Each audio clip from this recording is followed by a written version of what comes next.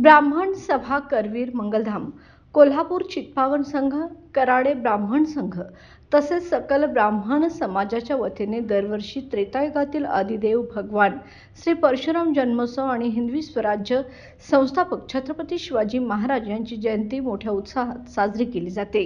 यंदाही मोठ्या तयारीनिशी सोहळ्याचे आयोजन करण्यात आले होते। मात्र काश्मीरमधील पहलगाम येथे झालेल्या भ्याड दहशतवादी हल्ल्यात भारतीय नागरिकांच्या मृत्यूनंतर देशभरात शोकाचे वातावरण आहे। या दुर्दैवी घटनेच्या पार्श्वभूमीवर मृत बांधवांना श्रद्धांजली अर्पण करण्यासाठी आणि देशाच्या दुःखात सहभागी होण्यासाठी यंदा भव्य सोहळा रद्द करून साधेपणाने कार्यक्रम साजरा करण्याचा निर्णय घेण्यात आला आहे। मंगळवार दिनांक 29 एप्रिल रोजी सायंकाळी 5:30 वाजता भगवान परशुराम व छत्रपती शिवाजी महाराज यांच्या पालखी सोहळ्याचे आयोजन बिनखामी गणेश मंदिराजवळील मंगलधाम येथे करण्यात आले आहे। नेहमीप्रमाणे पेटाळा मैदानावर होणारा कार्यक्रम यंदा मंगलधाममध्ये मर्यादित उपस्थितीत साधेपणाने होणार आहे।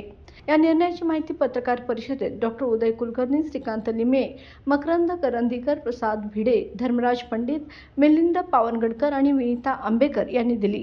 कार्यक्रमाच्या यशस्वी आयोजनासाठी जिल्हा ब्राह्मण संघ, सारस्वत विकास मंडळ, ब्राह्मण पुरोहित संघ, परशुराम चषक क्रिकेट स्पर्धा समिती, BBF पालखी मंडळ आणि वी फॉर अवर्स युवा ग्रुपचे पदाधिकारी कार्यरत आहेत।